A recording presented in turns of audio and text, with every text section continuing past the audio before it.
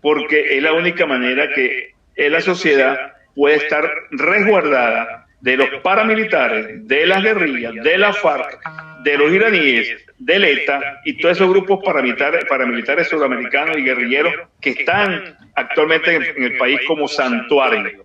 Eso tiene que ser tomado con seriedad por las personas que dirían el cambio político, la transición y las investigaciones o la investigación que se lleva adelante para purificar la estructura militar y también la estructura de poder político de la nación, porque eso tampoco está virgen, eso tiene demasiadas fallas, importantísimas fallas. Gracias. Bueno, yo pienso que desde el punto de vista de lo que ha sido la participación de las Fuerzas Armadas, es un problema, como dice el almirante Garatú, porque viene en los genes del venezolano. Desde la sociedad viene eso. Y es verdad, yo como teniente en muchas oportunidades tenía que lidiar con la gente pidiéndome que hiciera cualquier cantidad de cosas. Yo sé que no estuve en cargos tan importantes como habrán estado muchos de mis compañeros, pero en los que estuve, la gente básicamente te forzaba o te pedía. Todo lo que te piden es ilegal, o sea, todo lo que te pide es violar la ley. O sea, es una cuestión generalizada y creo que va en el gen del ser humano. De los venezolanos en este caso, pues vamos a hablar de los venezolanos. Entonces yo creo que hay que hacer un trabajo que tiene que ser con educación y a largo plazo, pero nosotros hemos pensado mucho y hemos hablado del tema militar porque en la época de la Cuarta República, por decirlo así, ¿no? Si bien es cierto que había influencia en los partidos políticos y la política tenía influencia, bueno, por lo menos no era tan notoria y tan evidente como lo es ahora. En aquel momento, sí, las personas que iban ascendiendo y iban llegando a los grados superiores buscaban la manera de tener algún tipo de contacto dentro del estamento político de una forma de que pudiera garantizar que le reconocieran lo que era su mérito. Porque muchas personas tenían un historial impecable, pero por no ser amigos de nadie, a lo mejor no le reconocían sus méritos. Pero lo que pasa es que cuando llegó esta revolución, por llamarlo de alguna manera, lo que se pensaba que se iba a corregir, bueno, fue peor. Porque entonces ahora aquí hasta los cocineros tienen amigos dentro de las Fuerzas Armadas y todo el mundo hace lo que le da la gana. En aquel momento había una influencia, es verdad, y negativa quizás, pero no estaba desparramada ni descontrolada como está ahora, donde aquí todo el mundo hace, como dice el almirante, lo que le viene en gana. O sea, aquí todo el mundo tiene poder. Aquí ya se perdió la meritocracia, el órgano superior, la cadena de mando. Aquí un cabo puede hablar con el presidente y hacer lo que le dé la gana. Un capitán va y le grita a un teniente coronel. Un mayor va y le grita 4 cosas al general del rey. Eso por lo menos antes no pasaba. Quiere decir que el sistema de antes que criticamos, o por lo menos yo lo criticaba, en la cual existía una comisión de seguridad y defensa, pero que era demasiado política y me molestaba que militares institucionales tendrían que ir a rendirle cuenta a una cantidad de políticos irresponsables que ni tenían idea en muchos de los casos de lo que estaba sucediendo en materia de seguridad y defensa, y que fueran ellos los que fueran a determinar quiénes ascendían o no, ¿no? Si el presidente era muy inepto o no, decidiera la Comisión de Seguridad y Defensa. Eso nos molestaba. Pero cuando vemos este nuevo escenario, en la cual, bueno, aquí ya no es ni la Comisión de Seguridad y Defensa, aquí es lo que le dé la gana a quien le dé la gana. Si hay un general que es amigo de Maduro, bueno, ese es el que decide los ascensos y asciende a Raimundo y todo el mundo. Si hay una cocinera que le cocina el almuerzo bien a Silvia, entonces hace también lo que quiere. Uno se da cuenta que tampoco funcionó. Y ahí viene una duda. A mí es una duda que todavía no le he podido dilucidar. En un eventual cambio, tenemos claro, o por lo menos yo lo tengo claro, que hay que hacer una contraloría con los mejores hombres y mujeres de las Fuerzas Armadas. De hecho, ya nosotros tenemos una lista de quienes podrían conformar esa comisión. Y no la hacemos pública para no corromperla. Porque sí hay personas que uno puede decir que uno le puede confiar ese trabajo. Nos caigan bien o nos caigan mal. Porque no se trata de quién es amigo de uno, no. Se trata de su historial que habla por sí solo. Y ya tenemos una lista que creemos que está bastante apegada a lo que queremos. Pero ¿cuál es el problema? Una vez que esto pase, ¿cómo hacemos para poder rescatar un ascenso que realmente sea valorado y sea efectivo? Si volvemos al pasado, Comisión de Defensa, estamento político, es posible que se cometan los mismos errores. Pero si mantenemos en lo que está haciendo, lo que se hace ahora, en la cual el presidente hace lo que le da la gana, entonces creo que también podría ser negativo. La verdad es que ahí no tenemos respuesta y hemos estado debatiendo mucho para llegar a un punto en el cual se consiga una forma de ascender a los militares y de influir en los militares que no le dé el mayor poder ni a uno ni a otro, que no se lo dé al político, pero tampoco se lo dé al militar que esté allí, como el caso de Padrino López, en este caso, de algunos generales que hacen lo que quieren. Todavía no hemos encontrado la solución. ¿Por qué? Bueno, porque es una sociedad corrompida que, como dice mi almirante, se acostumbró al clientelismo, al nepotismo, al amiguismo, y eso hay que cambiarlo, porque eso fue lo que hizo que nos convirtiéramos en lo que nos hemos convertido hasta ahora. Eso fue lo que hizo que los más capaces, como son capaces, se van, o les llega su tiempo de servicio cumplido. Y los más incapaces, llámese los ladrones, los delincuentes, los animales, los brutos, los arrastrados, sean los que estén al frente de la institución militar. Eso fue lo que hizo que esto ocurriera. De hecho, cuando uno compara los oficiales que están fuera de la Fuerza Armada, desterrados, exiliados o como sea, y uno ve su historial de una buena parte, uno dice, tienen una trayectoria militar. Cuando uno ve el currículum de los que están ahorita al frente de las unidades militares, desde esas que inventaron Reddy hasta las últimas, bueno, lo que ve ahí es un prontuario criminal. Entonces quiere decir que lo que se hizo tanto en el pasado como en el presente, en el pasado no fue tan bueno y en el presente definitivamente es malo. Porque yo quiero acotar otra cosa. El poco de generales que han ascendido en los últimos 20 años, y mi almirante tiene 27 años que se fue a retiro, se fue a retiro exactamente el año en que yo me gradué. Esos generales no se formaron en el chavismo. Ellos se formaron en la otrora democracia, como lo quieran llamar, y se corrompieron. Los generales chavistas todavía no han ascendido, todavía, porque mi promoción, que ascendió este año a generales de brigada, fuimos formados en democracia en la época de Carlos Andrés Pérez y Rafael Caldera.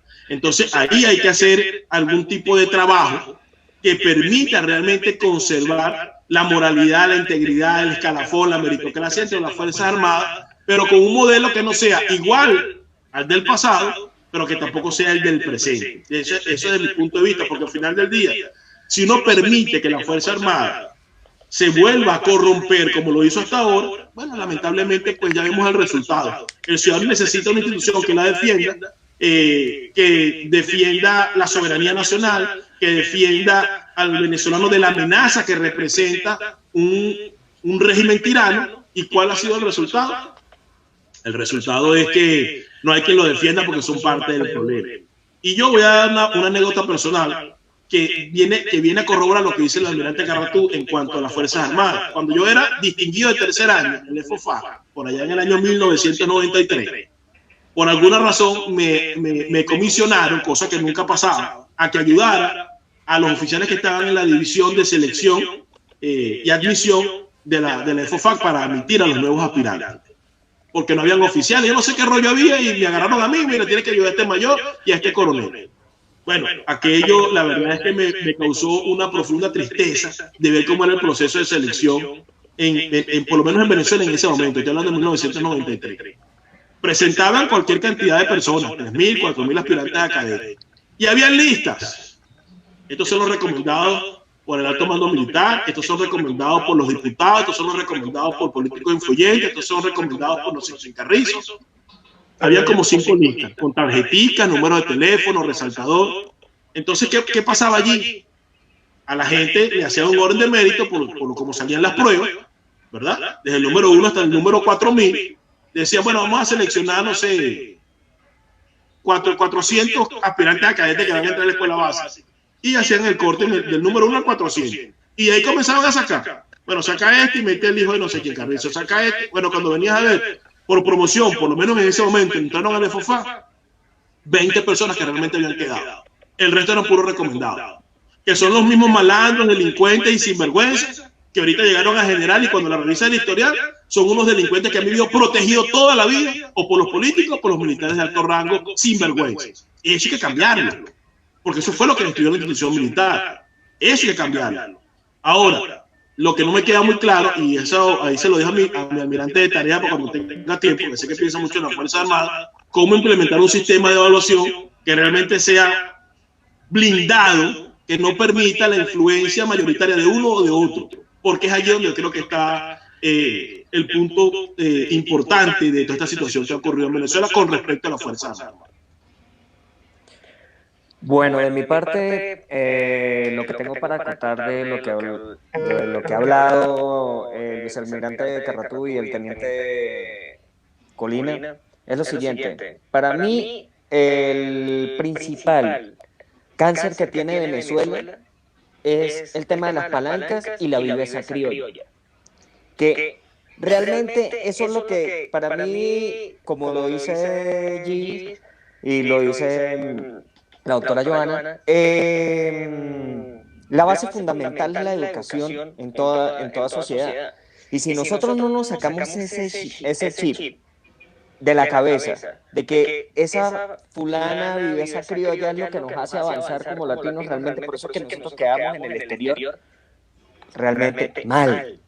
O sea, los ejemplos que dio el vicealmirante de la gente que falsifica documentos y paremos de contar, o sea, lamentablemente si nosotros no empezamos a caminar por el derecho, realmente, o sea, nunca se va a mejorar. Entonces, esa era la acotación que quería dar sobre el tema. Gis, ¿tú vas a acotar algo antes de mi siguiente pregunta?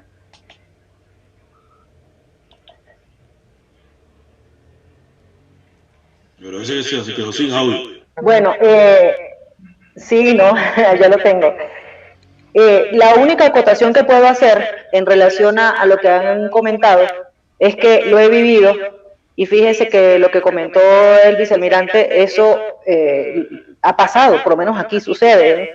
Yo no sé, eso es, como lo vuelvo a reiterar, tiene que ver con educación, tiene que ver con conciencia social, porque aquí, donde yo estoy, lamentablemente no somos tan bien vistos los venezolanos, no desde el punto de vista de que vengan acá a invadir, porque ya se puede decir que hay un gran porcentaje, por ejemplo en este país, se puede decir que hay bastante venezolano, que de repente ya ecuatoriano no les los sorprende. Sin embargo, es eso, es que llegan a donde quiera que lleguen, llámese Ecuador, Perú, Panamá, Bolivia, Estados Unidos, donde sea, llegan a querer implantar su cultura, a que las cosas se hagan como quieren, a trabajar solamente 4 horas al día, y a ver el almanaque, a ver cuántos feriados tiene. Lamentablemente, ese es la mayoría. No estoy diciendo que todos somos así, pero la mayoría, lamentablemente, tiene eso en la cabeza. Es como un chip que le insertaron y que es difícil sacarlo. Entonces, vuelvo a reiterar, todo esto tiene mucha importancia porque si tiene un valor fundamental en nuestra historia, es la base militar. Es la base de que todo funcionamiento social debe tener su consistencia militar.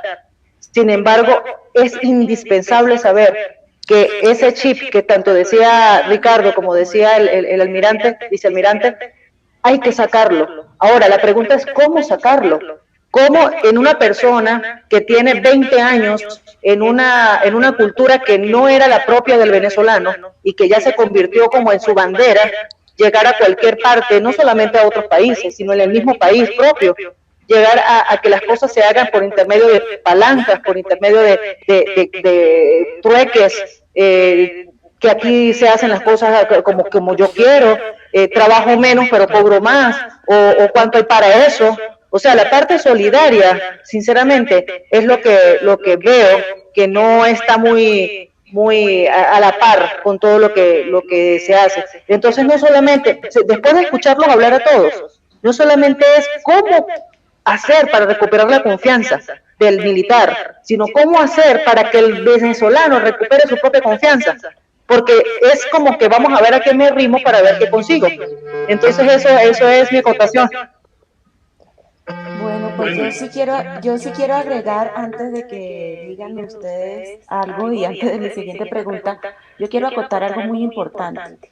Se dice mucho, porque es que no lo dicen solamente en las redes, lo manifiestan a boca de calle, pero cuando dicen, para mí, es mi opinión, y como yo lo hablé en la primera parte de la tertulia la semana pasada, cada uno es responsable de lo que dice. Yo me hago totalmente responsable de lo que digo cuando, ¿por qué creer que la eliminación de las Fuerzas Armadas es una de las soluciones. Yo les hago un análisis no solamente psicológico, sino muy certero en el hecho de que se quiere sacrificar a las Fuerzas Armadas, se le juzga, se le critica, se le dice que es parte del problema.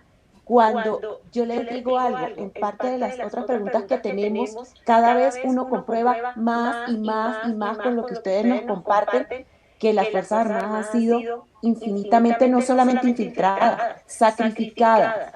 O sea, tan sacrificadas al punto que por eso han llegado a ser casi que un prostíbulo y a tener lo que tenemos ahorita y lo que representa las Fuerzas Armadas. Entonces es doloroso, nunca he tenido así el contacto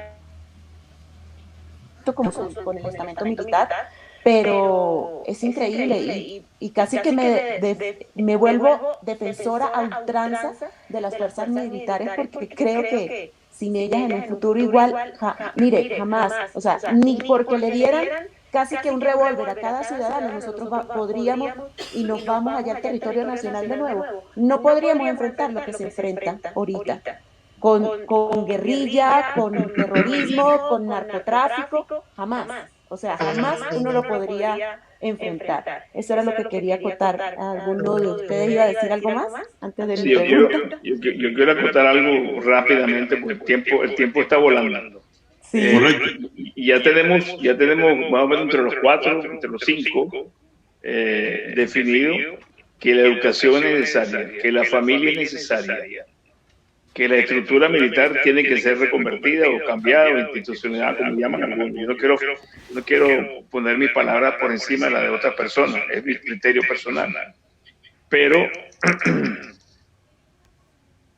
los valores que le exigen al militar, que nos exigen cuando íbamos ingresando a la academia, los reglamentos de ingreso a la academia de las 4 fuerzas, la conducta interna, el trato hacia la familia del cadete, a la familia del oficial joven, los profesores que nos daban las clases, el respeto al profesor. En la escuela naval nosotros teníamos que darle parte al profesor y creo que en las demás escuelas saludarlo militarmente. Saludábamos en una oportunidad a las damas cuando las presentaban, las saludábamos militarmente y después le dábamos la mano. Y en una oportunidad había el gesto de inclinación para besarle la mano. Esa es la formación que yo recibí en la escuela cuando era cadete. El cadete naval a la mesa, cómo se come, cómo se manejan los cubiertos, cómo se sirve una mesa, cómo se transita en la calle, cómo se monta en el autobús. No podíamos montar autobús sino carro por puesto, carro libre. En el metro, y ese es un ejemplo que quiero poner, el metro crece en Venezuela, en Caracas mejor dicho, y es una tacita de oro o de plata. Todo el mundo respetando los reglamentos del tránsito en el metro, los vagones, las escaleras, los sanitarios, el papel, la papelera, el bedel que limpiaba los pisos del metro, todo era perfecto. Cuando llegó la turba, llegó como la marabunta, acabando con todo y acabó con la cultura del metro, que durante 20 años se mantuvo más o menos uno de los mejores metros de América Latina, para decir un espacio pequeño. Y eso ha cambiado. Y eso tiene que venir un cambio social, porque yo escucho, ahora que estoy aquí, y también en Venezuela, que estaba un poquito más involucrado, yo estaba más involucrado en la parte de la conspiración, para ser claro. Yo nunca vi salida, ni por la parte electoral, ni por la parte política, yo no vi salida nunca. Y bueno, yo voy a aportar donde yo pueda. Pero no se podía porque era muy complicado, muy inseguro y muy peligroso, para llamarlo de una manera. Pero yo iba a muchas reuniones de partidos. Yo le pasaba información a los senadores y a los diputados en el Congreso con la interpelación a los militares del 11 de abril. A los periodistas le mandaba información y me metí en Fuerteventura y le mandaba información. De repente aparecen 2 periodistas que yo no le puedo declarar a nadie porque soy exclusivo de ellos. Yo tengo que ser exclusivo de ese periodista y no podía hablar con más nadie. Y fue un programa de televisión y no me preguntaron y me quedé 1 hora con el micrófono puesto y ni siquiera me pasaron la palabra porque no querían que yo hablara de conspiración abiertamente. Y no, no, yo no voy a hablar eso aquí. No se puede. Hay muchos oficiales no involucrados, pero que pueden ser afectados.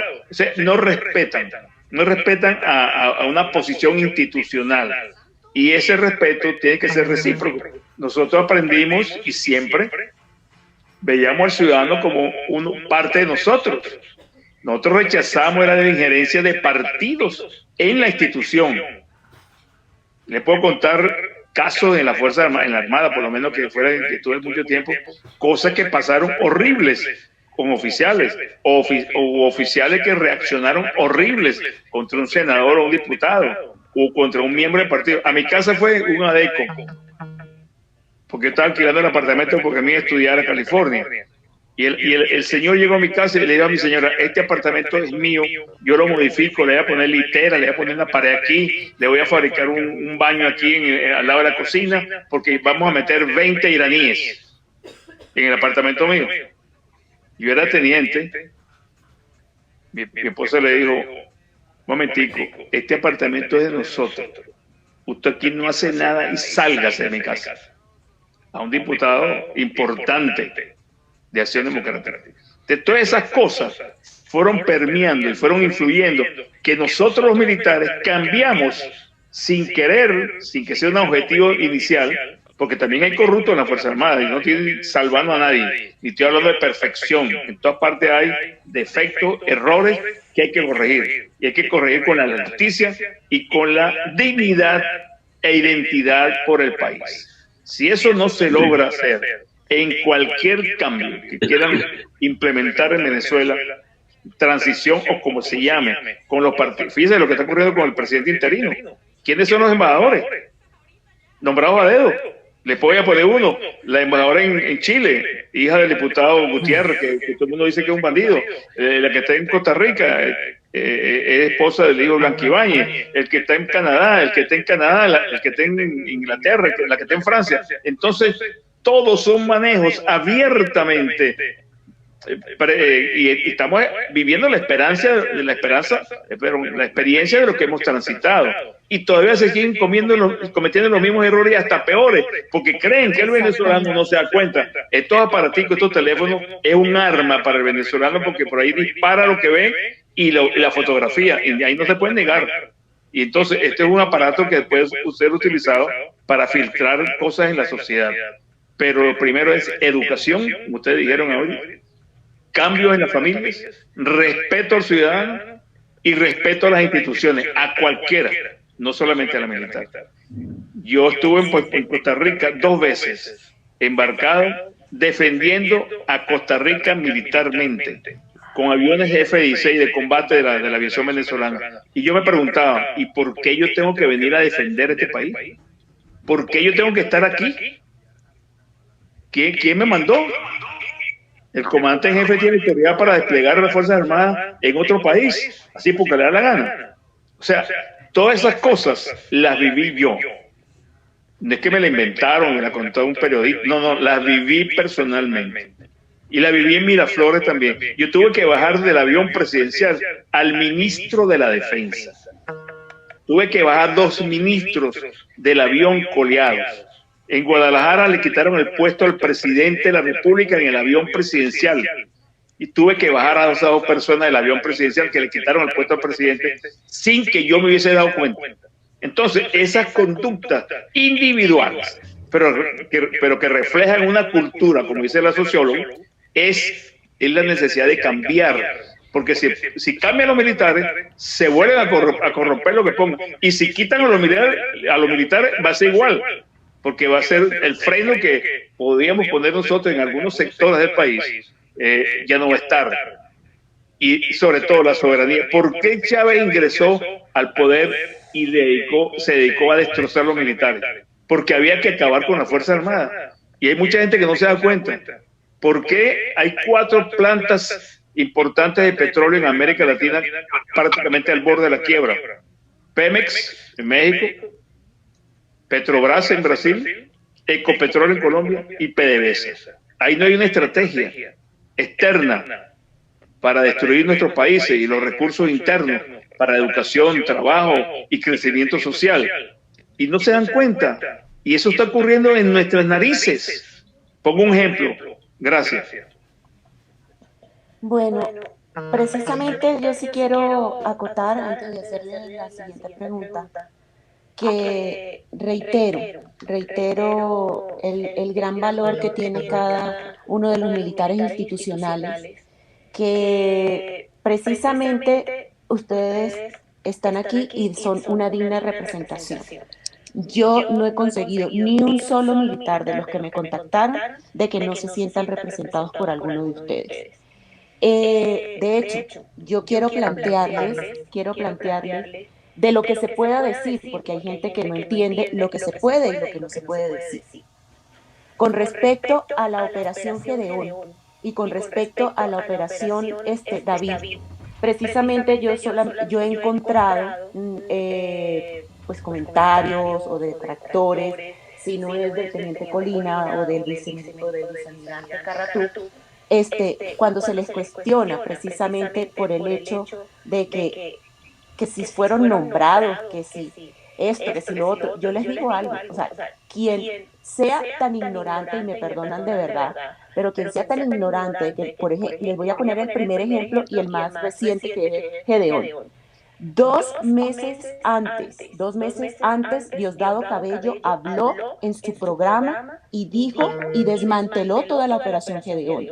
Y achacarle, señalarle, casi que adjudicarle una infiltración,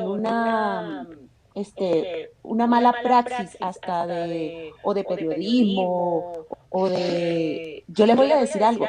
Uno no puede juzgar sin saber el trasfondo de cada situación. Y si hay alguien que de verdad son muy unidos, ustedes los militares institucionales, jamás podrían decir que uno entregó al otro. Es muy doloroso para uno saber no solamente lo que pasó en Gedeón y las muertes que ocurrieron en Gedeón, pero también si hay alguien que nos ha tocado la fibra a muchos, nos ha dolido a muchos, es el capitán Caguaripano. Del capitán Caguaripano nadie habla. O sea, es contadas las personas que de repente se preocupan o se ocupan no solamente de su seguridad, de cuánta tortura ha sufrido, y qué triste de verdad cuando en el momento que sucede sí somos como cuando pasó con Oscar Pérez. Entonces ahí sí le creemos, ahí sí lo apoyamos, ya después de que muere. Entonces yo sí quisiera que ustedes comentaran lo que pudieran comentar, porque me es bastante aunado a lo que dice el vicealmirante. Son muchísimas las cosas las que están atrás. Gracias. Colina.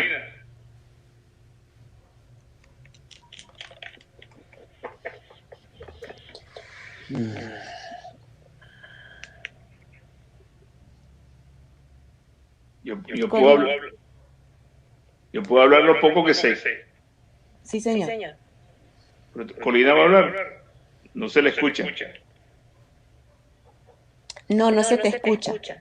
No se te escucha. Tiene como silenciado el... No, ya no lo tienes. Antes sí lo tenía silenciado. Colina, no se te escucha. ¿Será que elimina ese, Ricardo, por favor?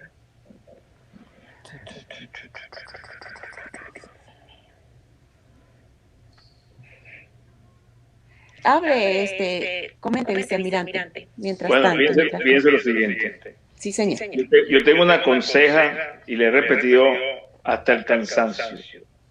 Cuando una operación militar conspirativa, de combate o como se llame, cae en el plano civil, o sea, ya entra en el vulgo, en el comentario callejero o en el comentario de ciertos niveles de la sociedad, ya ese movimiento está develado y está en conocimiento del gobierno. En todas las operaciones ha habido esa falla. Los intentos, muchas veces por falta de experiencia, otras veces porque no tienen la doctrina militar muy arraigada. Yo se lo dije a Oscar Pérez cuando hablé con él por teléfono 2 veces. Hablé con Caguaripano unas 7, 8 veces, dándole mis consejos, no participando en absolutamente. Yo estaba de acuerdo con lo que estaba planificado, pero no participaba, porque si yo me meto a planificar, y yo le decía siempre, si se va a planificar algo es porque lo voy a planificar yo. Yo no acepto que otros entren a planificar porque yo sé lo que estoy haciendo y para eso fui preparado, educado y formado en el medio militar venezolano, aparte de la experiencia. Entonces, yo le decía a los políticos, a todo el mundo, para cooperador yo, pero yo dirijo la cooperación, no que me la dirija otro, porque no se va a hacer lo que yo pienso. Aquí en Miami me buscaron, me explicaron, no exactamente eso que ocurrió, sino que estaban planificando, y salió en Jaime Bailey, y salió Pablo Medina hablando,